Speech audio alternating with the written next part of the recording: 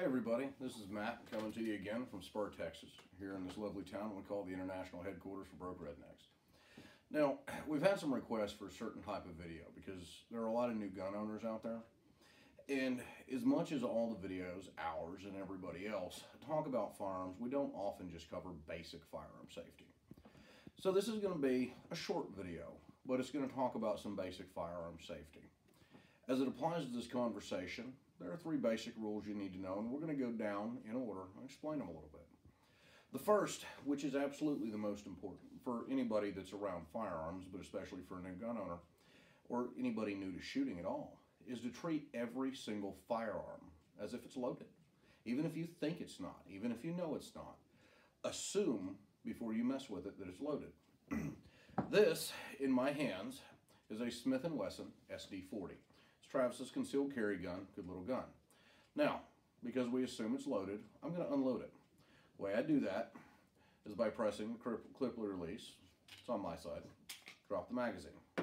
Then I'm going to pull the chamber back and discharge, drop any round that happens to be in the chamber. Then I'm going to lock the slide back. Even once I've done that, and you guys out there and, well, the internet, wherever you happen to be, have seen me drop a loaded magazine and a bullet from the chamber. If you've watched any of my other videos, you always notice I tend to look inside of it. What I'm actually doing is literally looking through the slide in at the barrel in the chamber to make sure there's not a round in it. Does a round ever get stuck in there? Do you have a double feed? Very rarely, but all it takes is once. Anyway, anytime you're going to mess with a firearm, treat it as if it's loaded. Even once you've unloaded it, if I set this down, walked off, and came back to do something on a video, you'd still see me pull the slide back and check, just to be safe. Because after all, it only takes one mistake for a firearm mishap, so you do everything you can to prevent it. The second rule, and this is, I would say, equally important, is always have your gun pointed in a safe direction. If you've watched any of these videos, you never see me point a gun at the camera. Even though you guys have watched me unload this, I couldn't hurt Travis, our talented cameraman, if I wanted to. Well, I guess I could throw it at him, but I couldn't shoot him with it. But the reason you never point it at a person, you always point it in a safe direction, is because of the habit of it.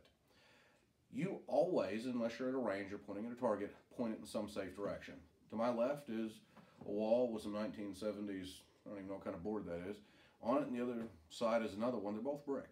I'm keeping this thing pointed in a safe direction. If you ever see me on these videos aim to demonstrate, I'm always aiming at a brick wall.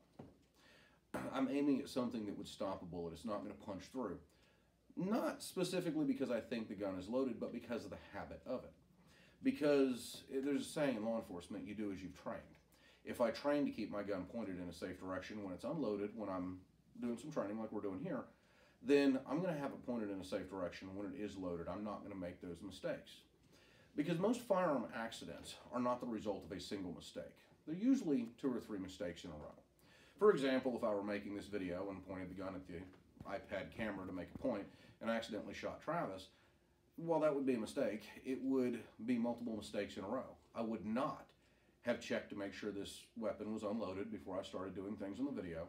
I would have pointed it in an unsafe direction. I would have had my finger on the trigger when I shouldn't have. See, multiple mistakes in a row.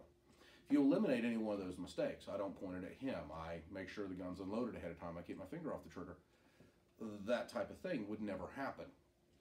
So when you're doing something with this, always make sure it's not pointed at a person. It's pointed at something that, if you screwed up and did pick up a loaded weapon, would still stop a bullet. Keep your guns pointed in a safe direction, even when you're cleaning with them, working with them, whatever. The third rule is never put your finger on the trigger until you're ready to shoot. Now, you guys have seen me do some of these videos, and the term that I'm going to use here is trigger discipline. Now, I'm purposely sitting here and holding this gun in a way that you can see my trigger finger, right-handed. Now, if you see me training, you see me doing some of these videos where I'll show a quick draw or something like that, you always see my finger straight. It's always parallel with the slide like so. I never do this, ever. If you see me pick up a gun, and if you've watched any of our videos, you've seen me pick up a few.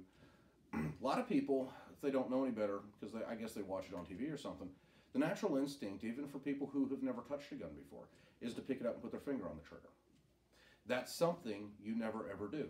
This finger, even if it's loaded, even if you're pointing at somebody in a self-defense situation, that finger should stay right here. The only time that finger slips to the trigger is when you are prepared to shoot, be it at a range or if you're hunting or for something necessary self-defense. But you do not want that. The final safety for any firearm is your trigger finger.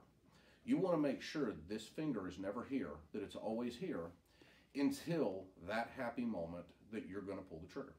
That's just a certain rule.